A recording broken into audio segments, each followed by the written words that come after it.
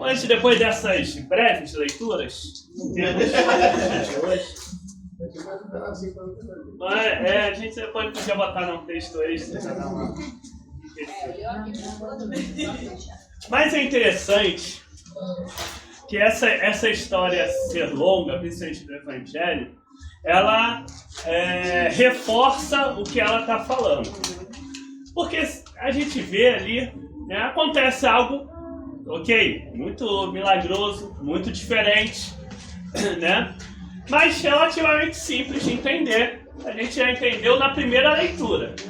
Mas as pessoas continuaram ali insistindo, não é possível, não é possível, não é possível. Ficaram ali massacrando o pobre coitado lá, que tinha sido curado. Não pode ser assim, não dá, não, de novo, e pergunta de novo, e pergunta de novo, e pergunta de novo, e ficam insistindo ali. Então o texto ser grande nos traz justamente um pouquinho do que ele passou mesmo ali, né, com aquele pessoal azucrinando a cabeça dele, perturbando o juízo do pobre coitado. E tem um grande ponto, né, que passa em tudo aí, e aí a gente pode, com a passagem de hoje, talvez dizer até que Jesus que criou o ditado popular. Ele não criou, mas que acabou sendo um pouco inspirado nessa passagem de Jesus, que o pior cego é o que não quer ver, né? A gente olha que esse tema da visão e o que representa o ver ou não ver está perpassando também os outros textos, né? Paulo vai falar que nós vivemos na escuridão, aí chegamos à luz. Na escuridão, quando a gente não consegue enxergar, né, as coisas. Ele fala também que existe aquelas pessoas que continuam querendo viver na escuridão, e ele alerta para a gente não andar nesses caminhos esquisitos que tem por aí. Infelizmente, a gente sabe que não falta pessoas que estão vivendo ainda em escuridão, querem viver em escuridão no nosso mundo, né? Mas cabe ao apóstolo alertar para que a gente não siga esse caminho, né, que não é lá dos melhores. E no Antigo Testamento, onde é que está a visão aí? Né? Deus manda o profeta ir lá para ungir um novo rei. O profeta já fica assim, isso vai dar uma confusão quando o rei souber. Não gostei muito dessa história não. Mas Deus fala, não, vai lá e só faz. Vai lá. E ele chega lá na casa da família de Davi e ele tem que ver quem é a pessoa que Deus queria como novo rei ali. E aí chega um dos irmãos de Davi, ele fala assim, forte, tal, alto, todo jeito. Daí vai ser um rei maneiro. Eu acho que é esse que Deus quer. Aí Deus fala, não. Aí o profeta já fica naquela, tá, vamos ver o próximo. Esse daqui eu acho que... Esse daqui Deus vai... Não. E vai o outro. Não. E vai o outro. Não. Aí já fica assim, pô, já foi todo mundo. Nem o pai de Davi tá acreditando muito.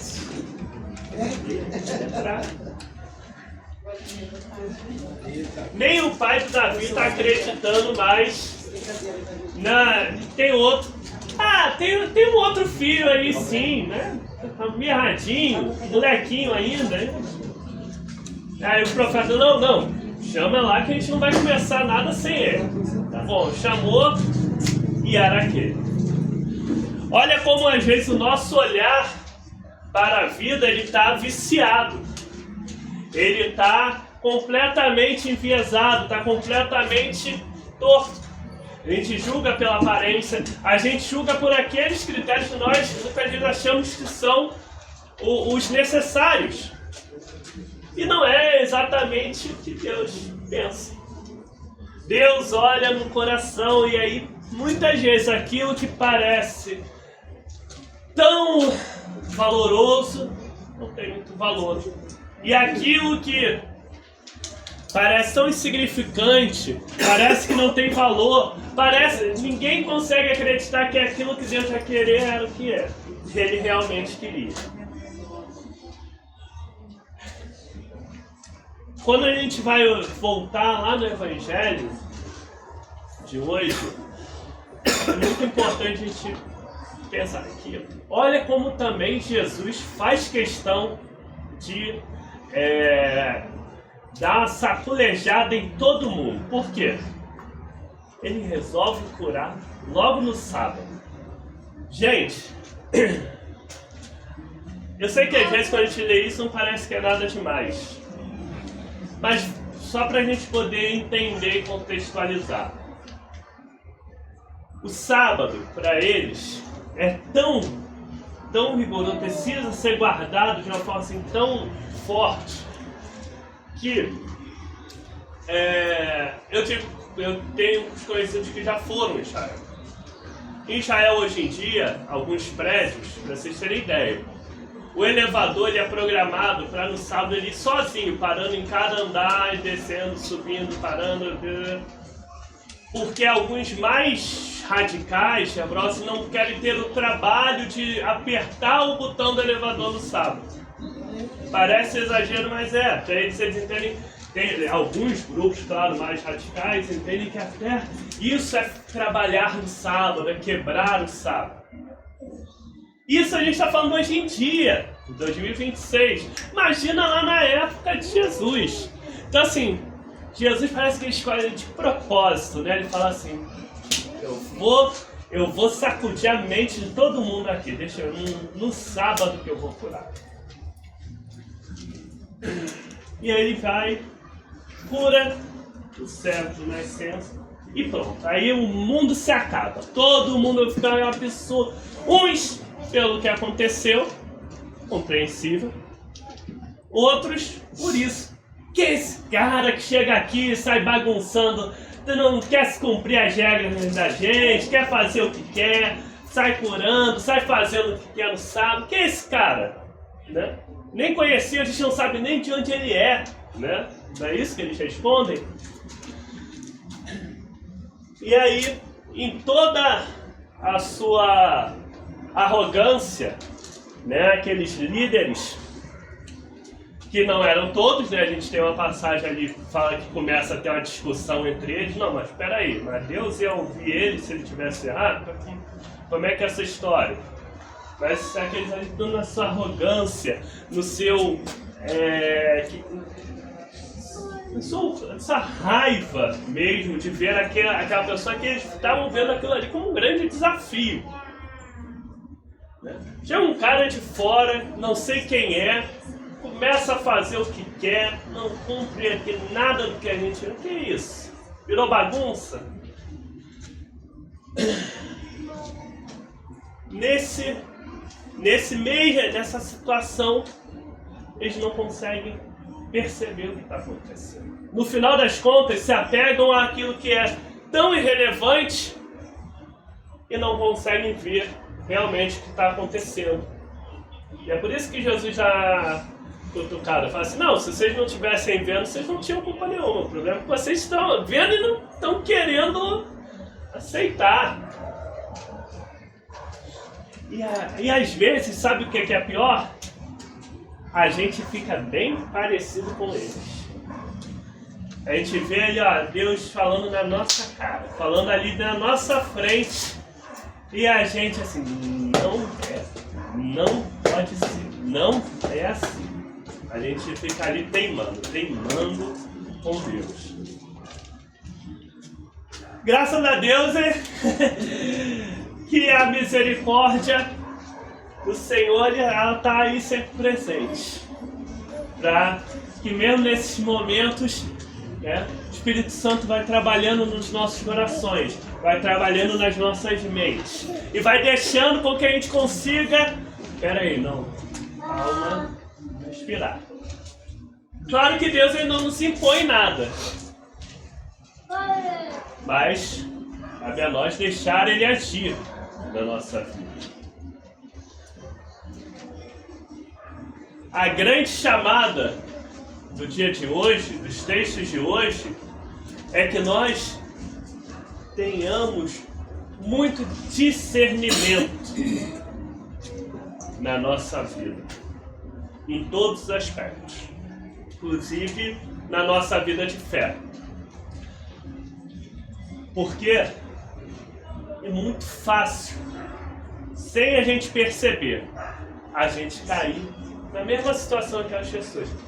Deus está aqui na nossa cara, falando com a gente, mostrando o caminho, e a gente continuar aqui.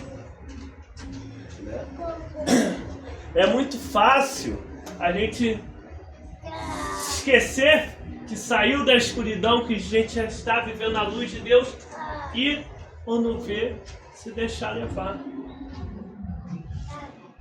Infelizmente, em nosso mundo, não faltam exemplos, né, do mal, da maldade, né? Não é difícil a gente ver tantas coisas fora de ordem no nosso mundo.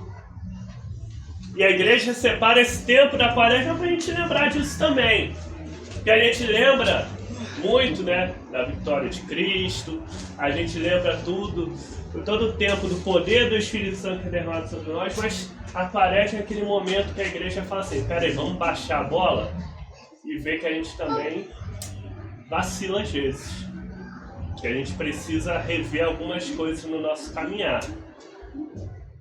E é esse momento que a gente tem hoje, esse momento que a gente está vivendo. É o momento da gente olhar e falar assim, eu às vezes estou desviando um pouquinho, às vezes eu não estou agindo, como a gente fez na confissão, não estou amando a Deus de todo o coração, nem ao meu próximo como a mim mesmo.